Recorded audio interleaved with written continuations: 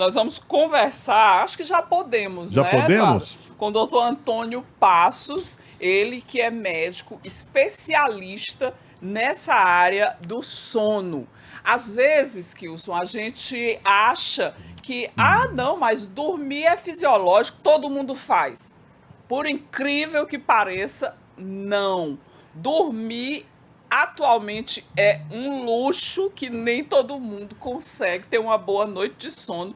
Eu quero que o doutor aqui me confirme se eu estou falando bobagem ou não. Bom dia, doutor Antônio Passos. Seja muito bem-vindo aqui ao programa. Bom dia, doutor Bom Antônio dia. Passos. Seja bem-vindo ao programa Crime e Castigo. Algumas pessoas, doutor, têm uma dificuldade, né? Alguns casais até chegaram a se separar. É uma confusão tremenda por conta do ronco. O ronco tem jeito ou não, doutor? Seja bem-vindo. Bom dia, Kilson. Bom dia, Eli. Né? É um prazer estar participando do programa de vocês, né? Falando de um tema muito relevante, né? Que é a questão do ronco. O ronco tem jeito, né? O ronco tem jeito, sim.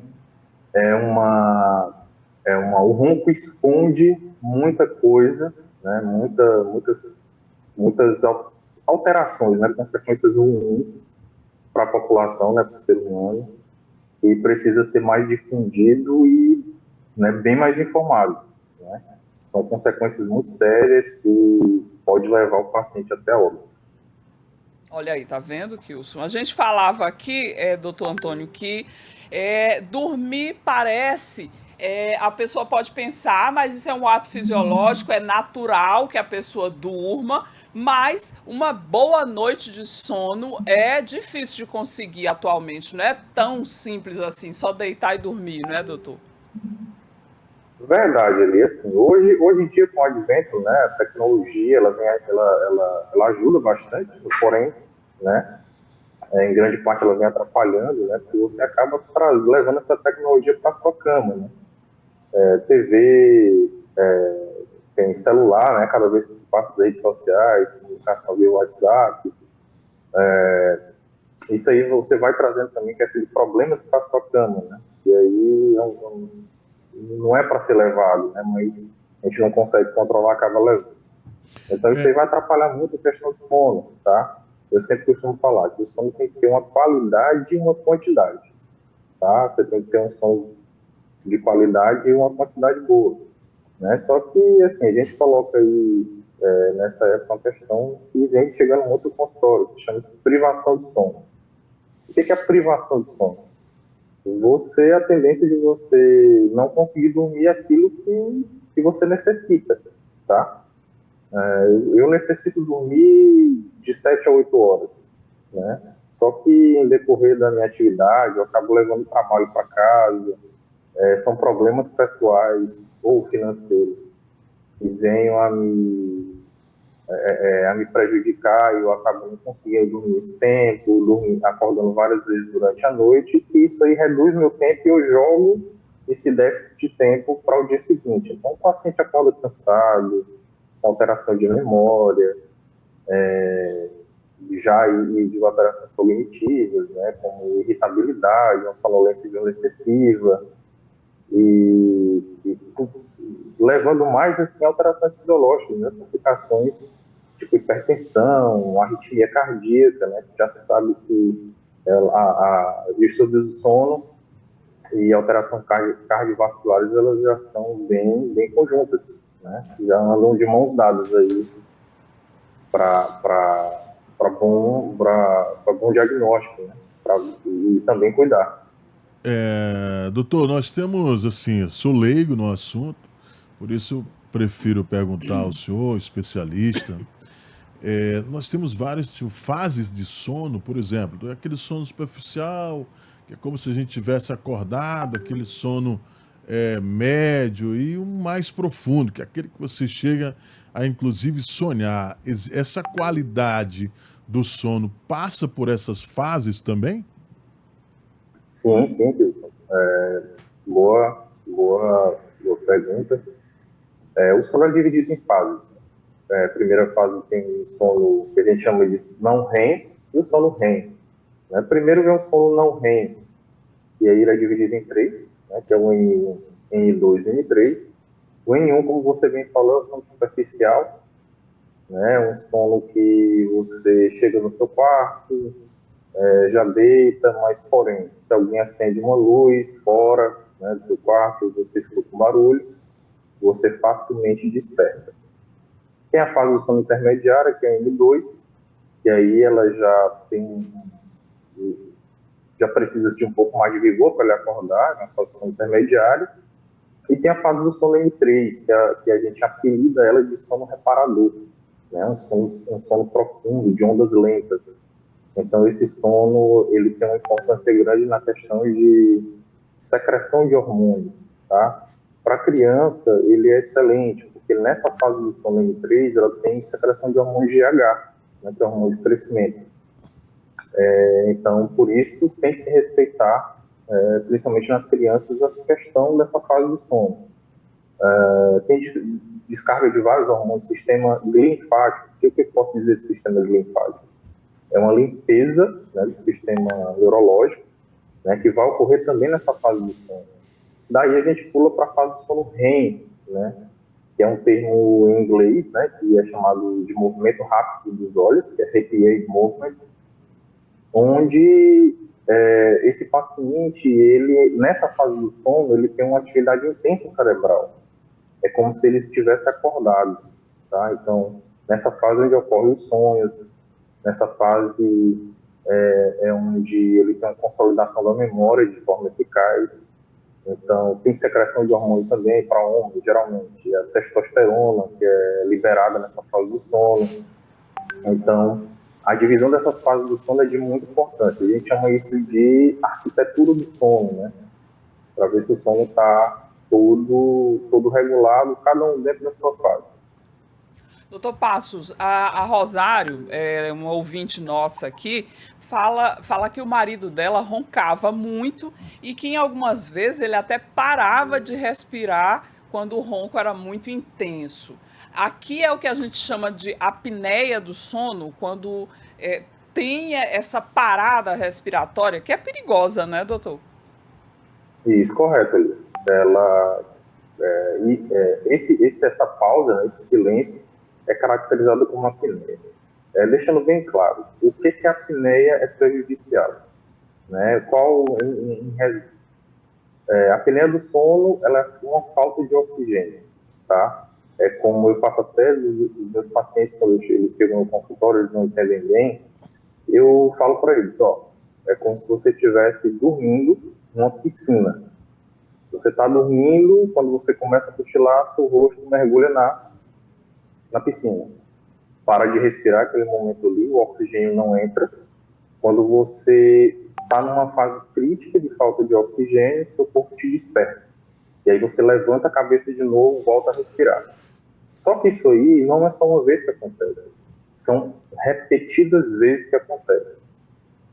Cerca de 30 vezes por hora, 40 vezes por hora. Então, assim, todo o sistema vai se prejudicar, né? Principalmente o coração, o pulmão, o cérebro, o rim. Vai gerar uma cascata de efeitos, né? Bem complicados, que isso vai te prejudicar. Né? É a Então, hora de procurar o médico, né, doutor? Exatamente, exatamente. Por trás desse ronco, existe uma coisa muito séria, né? O ronco, lá nas palestras eu até falo, é tratado como brincadeira, né? Ah, você ronca, eu não vou dormir mais com você ronca e tal. Mas aquilo ali esconde uma alteração muito grande, tá? Tem que ter um cuidado muito grande em relação a isso. Esse ronco ele vai evoluindo com o tempo, às vezes o ronco muito baixo, depois com o tempo alguma patologia, alguma situação do corpo, esse ronco ele vai aumentando o volume. Por que se dá esse aumento de volume, doutor? Bem, isso também é uma ótima pergunta. Assim, o ronco, a gente costuma caracterizar ele como, em algumas fases, como ronco primário. Né? O ronco primário é aquele ronco bem leve, você não ronca todas as vezes, né? Depende muito da posição, tudo. E esse ronco, ele está muito caracterizado por algumas questões. Primeiramente, aumento de peso, né? Se esse indivíduo ele tinha um peso X, né, e depois de tanto tempo, né, 2 anos, 6 meses, enfim, ele vem aumentar o peso, a tendência do ronco também é aumentar. Outro ponto que eu coloco também aqui em relação à anatomia, né, crânio-facial. Se esse indivíduo ele tem um queixo um pouco mais para trás, se ele tem uma alteração nasal, um desvio de septo, isso aí também vai alterar nessa questão. Circunferência do pescoço também se vai alterar, circunferência abdominal também se vai alterar, e fatores extras. Vamos lá. Um exemplo, eu saí hoje com meus amigos e tomei uma cerveja, tomei um vinho, ingeri um álcool. O álcool ele é um potencializador indutor do sono, então ele vai relaxar toda essa musculatura. Então, o que acontece? Ontem eu não ronquei baixo, fiz um ressoar, um ronco bem leve. Hoje, porque eu bebi, eu tive um padrão de ronco muito alto, engasguei várias vezes, minha apneia triplicou. Justifica-se pelo uso do álcool. O álcool ele indutor do sono e relaxa toda essa parede muscular. Pois não, Não, fica à vontade.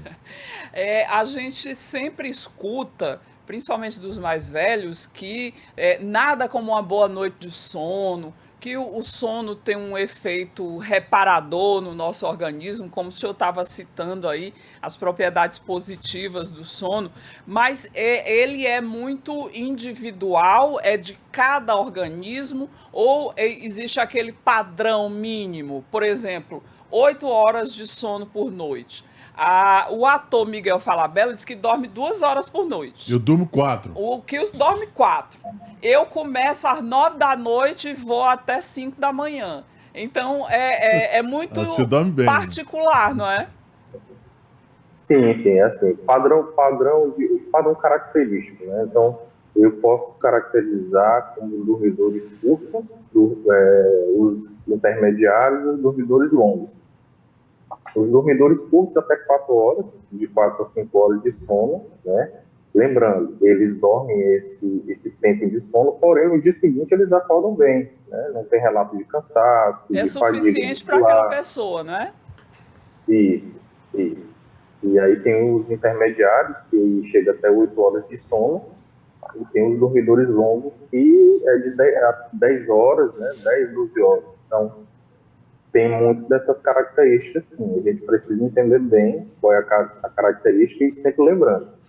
Eu durmo 2 horas, eu durmo 3 horas. E o dia seguinte, como é que é? Você já acorda bem, você acorda disposto, você tem alguma alteração, déficit de memória, você consegue se concentrar bem no seu trabalho, tem sonolência diurna excessiva, tudo isso tem que ser investigado, porque assim, se esse indivíduo dorme 2 a 4 horas, e porém ele apresenta esses sintomas, esse sono não está sendo ideal para ele, né? O corpo não está descansando, não está relaxando, então o corpo está pedindo mais tempo de sono. Doutor, eu costumo dizer que comigo tudo acontece. Quando eu durmo 4 horas de relógio, eu acordo muito disposto. Se eu dormir final de semana, que eu tenho um tempo maior para dormir, eu durmo 8 horas, eu acordo muito cansado, como se eu estivesse todo quebrado. Isso não é normal. Eu vou ter que procurar um médico, mas eu acredito que isso não seja normal, né? Tem rotina, né, doutor? Sai da rotina. Sai da rotina. Tem estudos que já estão avaliando isso, né, relatando comparações de tempo de sono, né? Tempo curto, né, e tempo longo. Os estudos estão evoluindo para investigações tipo indivíduos que dormem mais de 10 horas, né, é um sono ruim para eles, né? Indivíduos que dormem um tempo menor do que 4 horas ou 4 horas já são bons. Então tem que ser verificado mesmo essa questão de característica. Pode ser em fatores, sabe? Pode ser vamos lá, pode ser que você tenha apneia do sono, não distúrbio respiratório, e esse tempo de sono perpetue e aumente mais ainda as suas apneias de sono. Quanto mais tempo, mais apneia você vai ter, né? Pode ser que seja isso, mas essa questão de tempo de necessidade me vê que você está precisando de um tempo a mais de sono. Por exemplo, você dorme durante segunda a sexta-feira, dorme 4 horas. Só que nos finais de semana você prolonga esse tempo de sono, né? Senão você está precisando desse tempo a mais de sono, né? Mas o que a gente tem que ver por trás disso? Será se você não tem uma apneia, algum distúrbio respiratório do sono que possa estar te causando esses sintomas, né, de dores no corpo, de cansaço, né? Então tem que ser investigado para saber se pode ser isso, né? Tá certo. Doutor Passos, a gente consegue recuperar o sono perdido? Por exemplo, tem algumas profissões que exigem Vigilante. que plantonistas, vigilantes, os profissionais de saúde, artistas que passam a noite acordados em shows, em eventos, várias noites seguidas. 30 shows por Eles mês, conseguem, no dia seguinte, recuperar esse sono que era para ter sido à noite e não foi? É uma ótima pergunta. É excelente. Então, assim, a gente chama de trabalhadores de turno, né? Equipes daí da saúde, os artistas, né? A equipe de segurança, a gente engloba também aí até pilotos de avião, motoristas de ônibus. Então, assim, eles têm que se adequar justamente à questão do seu tempo de trabalho. Vamos lá. Se eu trabalho à noite, né, eu tenho que me ambientar e ter minha condição relacionada à noite, respeitando, claro, durante o dia eu vou ter que ir para minha casa, eu vou ter que dormir, né, e vou ter que deixar todo o ambiente, todo o quarto escuro, né, respeitando para que não tenha nada de barulho, ele consiga se respeitar dessa questão desse tempo, né. Sendo assim, eu vou estar respeitando a questão do ritmo do ciclo circadiano, né? Dia, noite. Então, esses indivíduos, eles têm que fazer isso. Agora, o que a gente sempre vê são, por conta do dia a dia, da rotina do dia, é um indivíduo que trabalha à noite e vai resolver suas coisas no dia seguinte. Ou vai ter outro trabalho no dia seguinte. Então, isso aí vai complicar muito a questão da qualidade de vida e qualidade de sono dele. Olha, doutor Passos, a gente poderia Eu preciso ir ao médico. Tá vendo doutor, aí? eu preciso ir ao médico. A higiene do Tá sono convidado, do pode Kilson vir. está péssima, doutor Passos.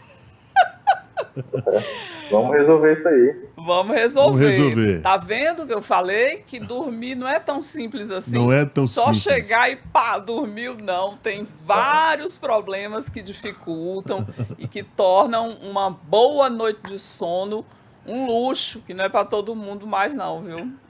É tanto problema, doutor, que a gente começa a pensar, pronto, o sono vai embora. Ele não quer nem saber de problema, sabia? O sono. Obrigado, doutor Antônio Passos, o médico do sono. Um ótimo dia, doutor, para o senhor. Muito obrigado, doutor. Para vocês também. Muito obrigado.